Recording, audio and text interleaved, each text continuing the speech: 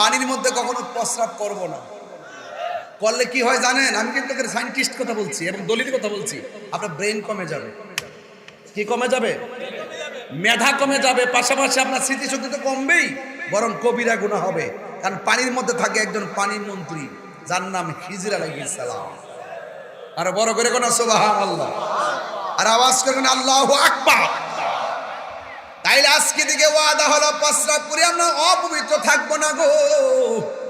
আমরা ডিনাগুলো ব্যবহার করব। এবার জবান খুলে কোন আমার নবী হলো কবরের উপরে, লাশ হলো কবরের নিচে। আমার নবী উপর থেকে নিচে দেখার ক্ষমতা আছে না নাই? শুধুমাত্র এইটা নয়, আমার নবী মদিনা শরীফ থেকে এই মুহূর্তে হাজীগঞ্জ দেখার ক্ষমতা আছে না নাই? নবীকে সেই ক্ষমতা দিয়েছেন কে? জালালউদ্দিন সুয়ুতি ৭৫ বার দেখল নবীজি। জালালউদ্দিন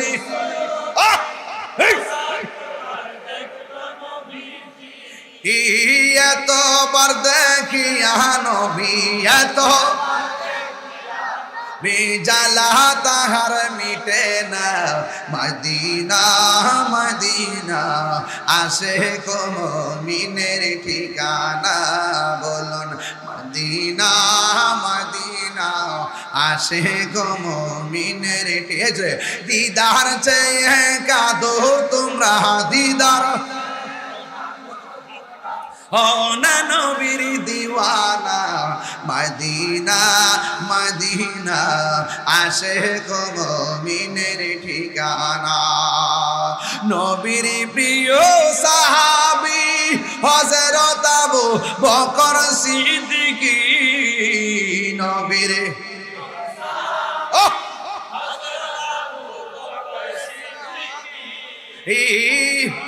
বেশে শুইল পাশে, ভালো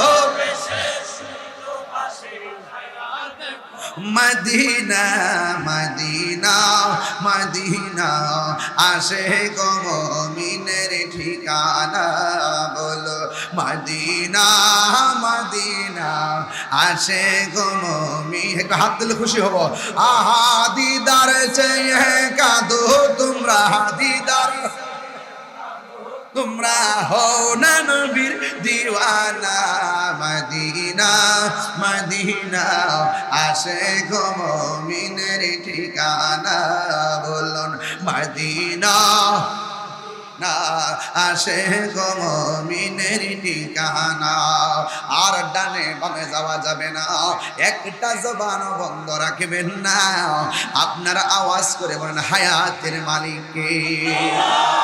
এই জন্য যুবক, আমি শুরুতে বলছি যুবক, আপনাকে বারবার জীবনে কত যুবক হয়ে ওয়াজে ডাক দিলাম, কিন্তু আপনি আমার কথা কতটুকু মানছেন সেটা আমার সবচাইতে বড় কথা। আমার নবী, আপনার নবী বলেন, হাসরের ময়দান যেদিন কায়েম হবে গো, ওই কঠিন মুসিবতে ৭ প্রকারের মানুষ, এক কয় প্রকার? ৭ প্রকার মানুষকে আমার আল্লাহ আরশের নিচে ছায়া দিবেন। এখন প্রশ্ন হলো, রাতের অন্ধকার হয়ে গেছে, সূর্য নাই, সূর্য আছে? সূর্য গায়েব হয়ে গেছে, আর আমরা এই অন্ধকারের মধ্যে লাইট জ্বালায় বসে গেছি, বড় ঠান্ডা লাগে। এখন দিনের বেলা যদি মাহফিলটা হইতো, এই রৌদ্রের মধ্যে কে মানুষ এতগুলা বসতে পারত? না না, আমার নবী, আপনার নবী বলেন, ওই হাসরের ময়দান কত কঠিন, নিজের ঘামে নিজেরা সাঁতার কাটবে, মা সামনে দিয়ে হেঁটে চলে যাবে, সন্তানকে কাছে টানবে না, সন্তান মায়ের সামনে দিয়ে চলে যাবে, মা সন্তানকে ডাক দিবে না। এমন একটা ভয়ানক অবস্থা হাসরের ময়দান হবে।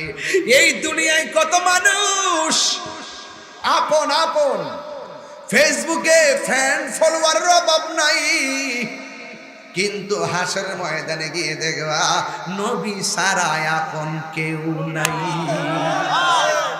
রাইট? সঠিক? এই জন্য কেন তাহিরি নবী নবী করে আমার নবী বলে উম্মত ওই কঠিন মুসিবতের সময় মানুষ নিজের গামে নিজেরা সাঁতার কাটবি, কেউ কাহারো দিকে তাকাবে না রে। আজকে অনেক মৌলবী আমার মতে এই চেয়ারের মধ্যে বসে মাথার মধ্যে টুপি লাগাইয়া, চারটা টুপি লাগাইয়া ওয়াজ করে কি জানেননি? কই নবী বলে হাসর ময়দানে সুপারিশ করব দূরের কথা, নবী নাকি নিজেই বলবে নাফসি নাফসি।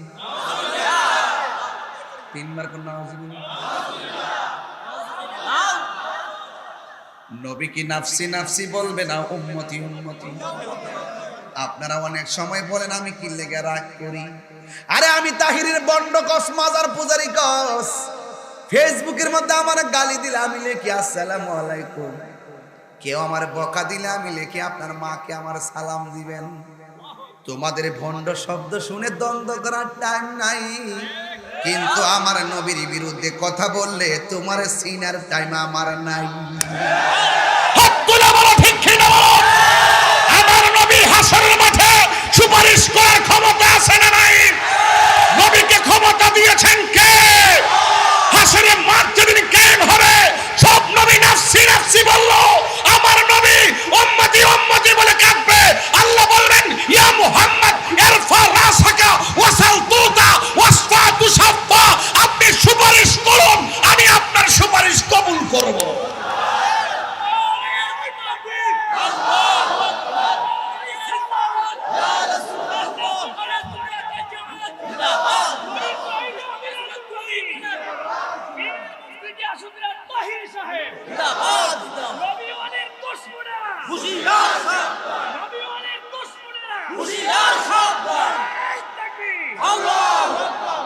খোদার কসম, শুধু নবী না, শুধু নবী নয়, নবী হলো শাফাআতে কুবরার মালিক।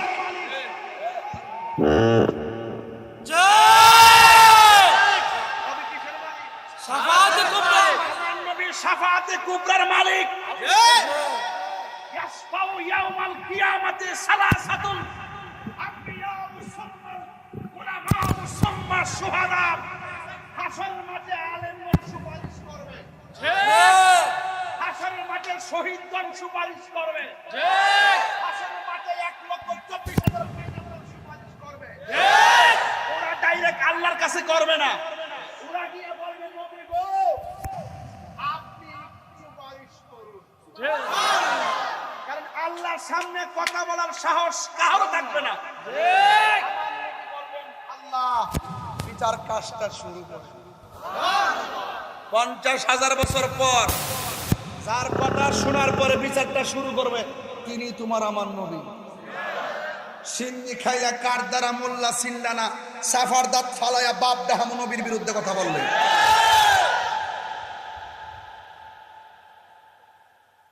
আয় খেলা হাসরের মাঠে হবে, ওই দিন হবে আসলের নকলের খেলা। দুনিয়াতে ডলার খাইয়া কালার ফালদাও, তোমরা দুনিয়াতে চলতেছ দালালির জোরে, আর আমরা সুন্নিরা চলি দলিলের জোরে। হাত তুলে বলো ঠিক কিনা বলো। জীবন দিব কিন্তু ঈমান দিব না। তাহিরিকে নতুন করে চিনাইবার কিছু নাই। তাহিরি ইস তাহিরি। আমার সাথে কাহারও কথা মিলবে না, আমি কাহারও দন্না ধরি না। আমি মনে করি এই পোলাপানগুলো যদি সাথে থাকে হবিগঞ্জে কালকে কিয়ামত করে দিতে পারবো। তবে আমরা মারামারি পছন্দ করি না, কাটাকাটি পছন্দ করি না, তাই বলে আমাদেরকে দুর্বল ভেবো না। আমাদের পা মস্কায় কিন্তু ভাঙ্গে না, মাথায় রেখো। বাবা চেষ্টা করছি না 26 তারিখ কি না করছি আপনারা কল, আপনারা সাক্ষী আছেন তো? এটা কি কল দিছি না মিস কল দিছি? রাহস না।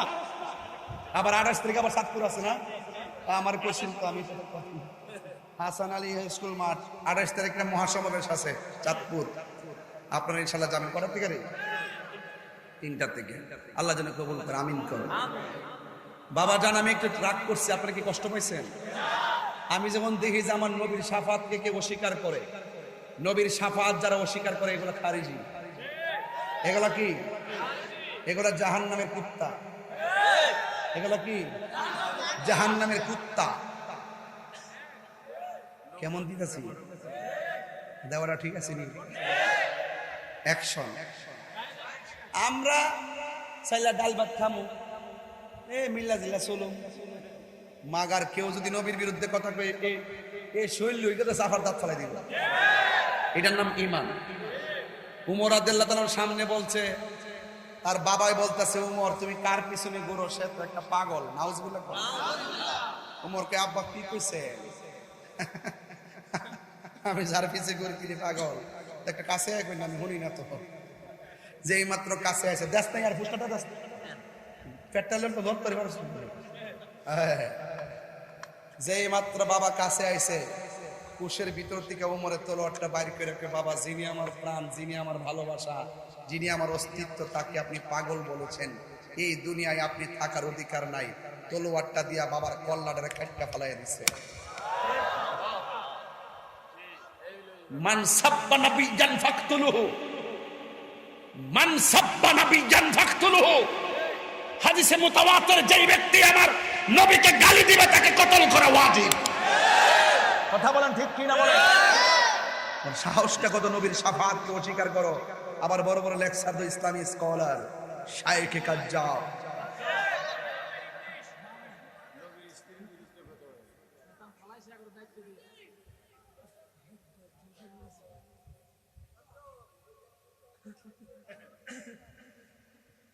এগুলো দুষ্টু, এগুলো কি দুষ্টু। জুতা চোর বহুত ভালো, ওরা ঈমান চোর। কথা বলেন। এই ঈমান চোরদের সাথে কাজের গাঁও হাজীগঞ্জ চাঁদপুরের মানুষের কোন সম্পর্ক নাই। রাইট রাইট ইনশাআল্লাহ। কম অনেকে বলে নবী সুপারিশ করতে পারবে না। আমি মনে করি যে সে ঠিক হয়েছে, আসলে সুপারিশ করতো না।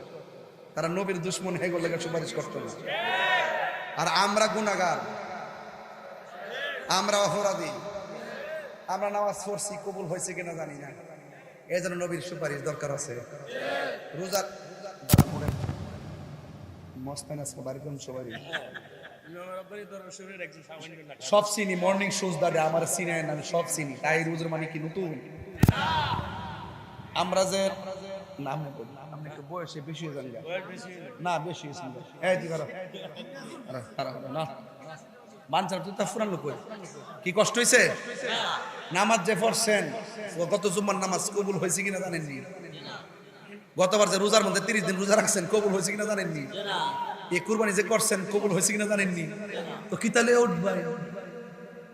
নবী লইয়া উঠবো, নবী লইয়া।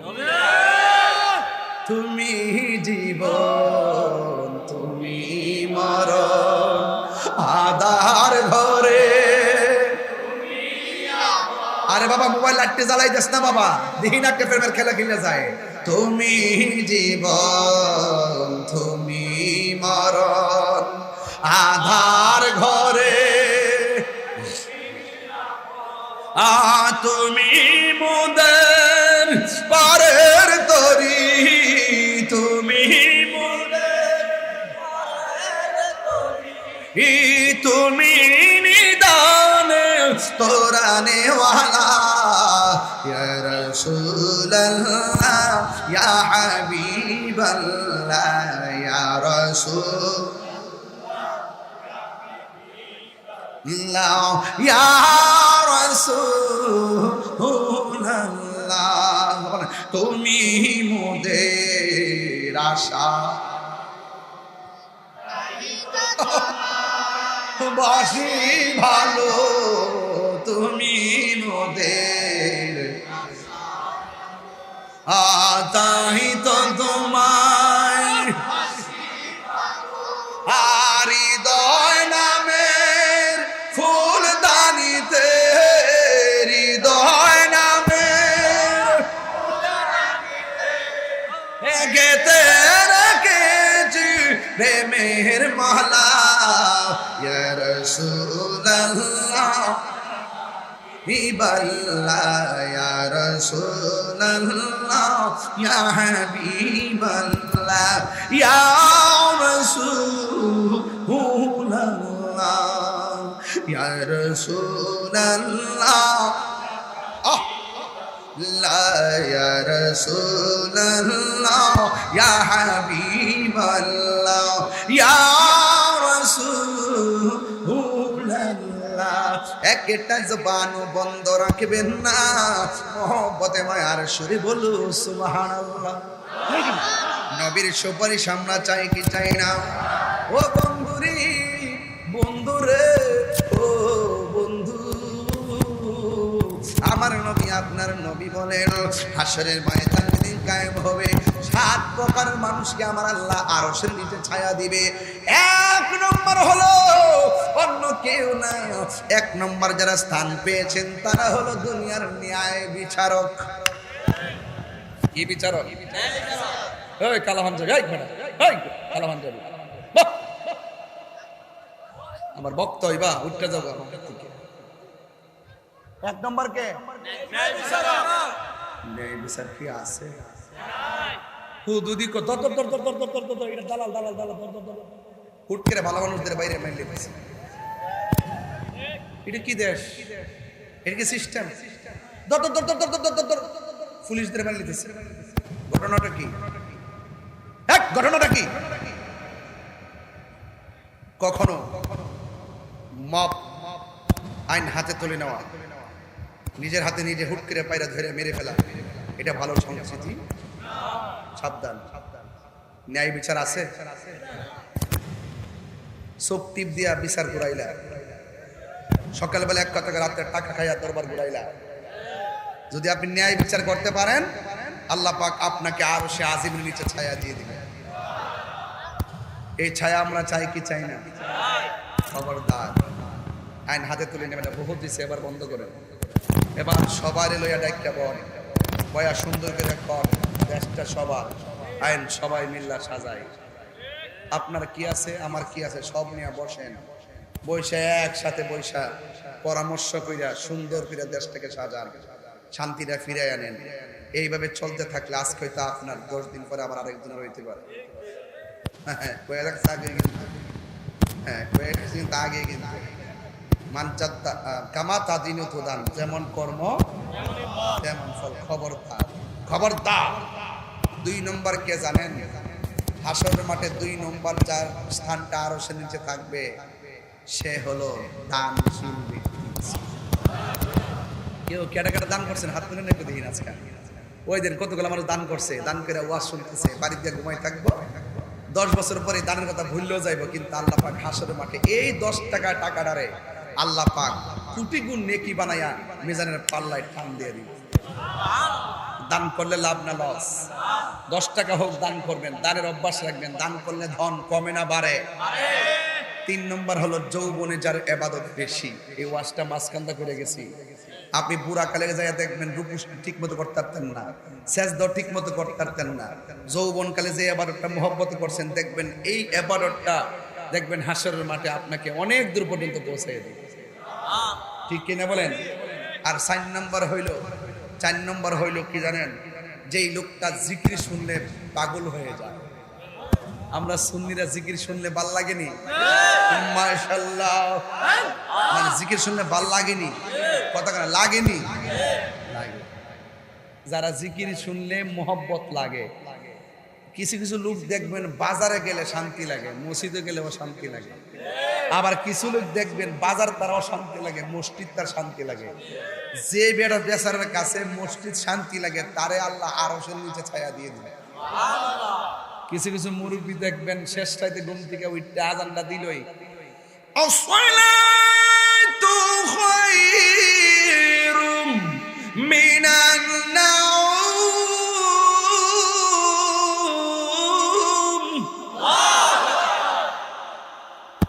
মুরব্বী জিগায় কই জানা হন, কই মসজিদে জায়গা আরো তো আধা ঘন্টা সময় আছে।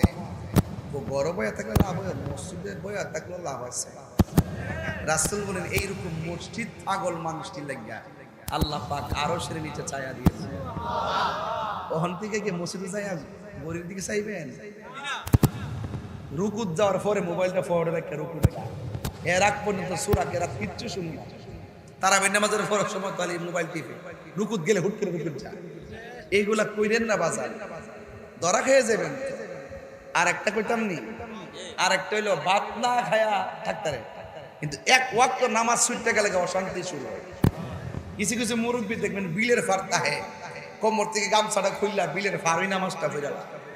গরুর ঘাস কাটতে কাটতে বিলে থাকতে থাকতে চেহারাটা কালা হয়ে গেছে। এই লোকটা দেখবেন মারা যাওয়ার পরে দেখবেন চেহারাটা নূরে জলমল করতেছে। আর বড় করে কোন সুবহানাল্লাহ।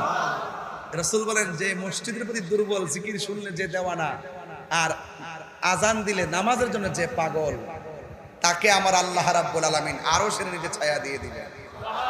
বাবা সাউন্ড আর একটু উড়াই রাখ, একটু ঠেলা দিয়ে রাখ, সাউন্ড সুন্দর হইল। 4 নম্বর হইল, আপনারা যে আমার ভালোবাসেন, আমার চেহারা দেখে ভালোবাসেন, সুর শুনে ভালোবাসেন, আমি নবীর ক্যানভাসার, তাই আপনারা আমাকে ভালোবাসেন। আমি যদি এখানে নবীর বিরুদ্ধে বলতাম, আমার কি ভাত খাওয়াইতেন আপনারা?